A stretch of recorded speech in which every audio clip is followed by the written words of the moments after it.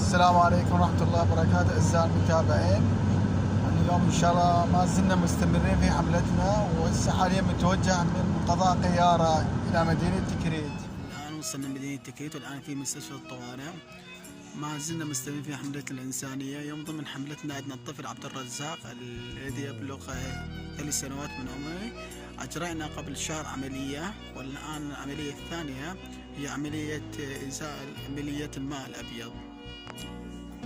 تم إجراء عملية جراحي ماء الأبيض للطفل عبد الرزاق من قضاء قيارة في مستشفى الطوارئ تكريت، وتمت العملية بالنجاح.